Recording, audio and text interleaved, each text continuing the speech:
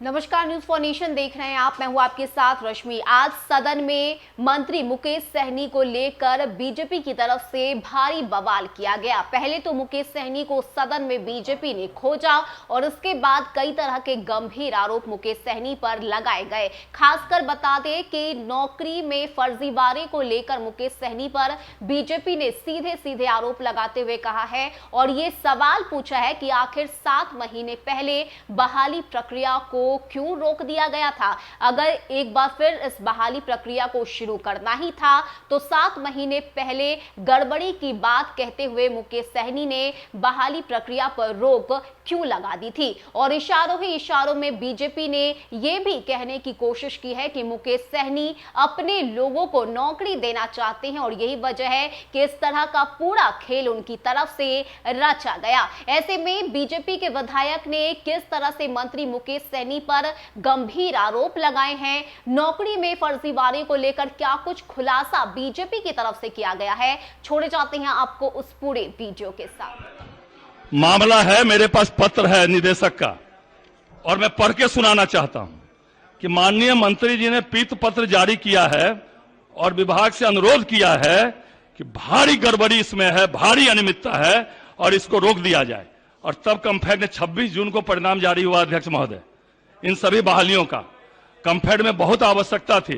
तो मैं यह जानना चाहता हूं अध्यक्ष महोदय कि ये जो माननीय मंत्री जी का पीत पत्र के साथ संजय कुमार निदेशक ने जो कंफेड के प्रबंध निदेशक को लिखा है पत्रांक 9/7/2021 को और इन बहालियों पर रोक का अनुरोध किया। आप पूरक पूछिए। पूरक वही तो पूछ रहा है अध्यक्ष महोदय, यही पूरक है कि बहाली अनियमितता के कारण बहाली पर रोक लगा दी गई। अध्यक्ष महोदय तो कह रहे हैं कि जल्द से जल्द कर रहे हैं। अध्यक्ष महोदय सुन लीजिए, सारे जो पास हुए मुख्यमंत्री के जनता दरबार में गए, माननीय मुख्यमंत्री के जनता, फिर एक पत्र निकला अध्यक्ष महोदय, मैं बताना चाहता हूं 12/1/2022 को कि नहीं अब जो है इसकी बहाली की रोक जो थी उसको समाप्त कर दी गई। अध्यक्ष महोदय 7 महीने तक क्या कारण था कि 7 महीने तक जो है बहाली को रोका गया? नंबर 1, इसमें क्या गड़बड़ी निकली अध्यक्ष महोदय?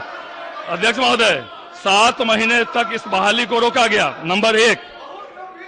अध्यक्ष महोदय मेरे पास दोनों पत्र है, मैं इसको सदन को जो है सदन के पटल पर रखना भी चाहता हूं। अध्यक्ष महोदय इसको भी रख दिया, प्रेषण करना चाहता हूं। अध्यक्ष महोदय 7 महीने तक बहाली की रोक लगाई गई अध्यक्ष। और अध्यक्ष महोदय नंबर 1, नंबर 2 आप यहाँ हाँ दे दीजिए, ऊपर दे दीजिए अध्यक्ष महोदय मांगे। नंबर 2 अध्यक्ष महोदय माननीय मंत्री जी ने कहा है इसको हम अपने स्तर से अध्यक्ष महोदय माननीय मंत्री जी ने कहा कि रोक हटा ली गई। तो मैं माननीय मंत्री जी सरकार से पूछना चाहता हूं, रिजल्ट आया हुआ है, सरकार के तरफ से कोई रोक नहीं है, कंफेड ने लिखा है, माननीय मंत्री जी ने रोक लगाई कि बहुत आवश्यकता है, तो क्या चलते सत्र में 7 दिनों के अंदर परिणाम रिजल्ट आया हुआ है? अध्यक्ष महोदय पहला तो इस 8 महीने में क्या फलाफल निकला उच्च स्तरीय जांच का और क्यों रोक लगाई गई? नंबर 1। नंबर 2, परिणाम निकला हुआ 7 दिन के अंदर इसी हफ्ते में क्या बहाली करके उन लोग को ज्वाइन करा के क्या सदन को सूचना देंगे अध्यक्ष महोदय? क्योंकि रिजल्ट वगैरह आया हुआ है। मैं पूछना चाहता हूं माननीय मंत्री जी को। माननीय मंत्री जी, यह स्पष्ट किया जा चुका है माननीय अध्यक्ष महोदय कि जल्द से जल्द नियुक्ति के जो जारी है, नियुक्ति पत्र जो देना है किया जाएगा। ये कोई 7 दिन का कोई समय सीमा नहीं देकर के हम आपको इतना आश्वस्त करना चाहते हैं कि जल्द से जल्द इसकी नियुक्ति की प्रक्रिया जो पास किया अध्यक्ष महोदय, बच्ची आके रोने लगी मेरे पास अध्यक्ष महोदय, कहीं मेरी शादी रुक गई। दर्जनों की संख्या में छात्राएं आ रही है।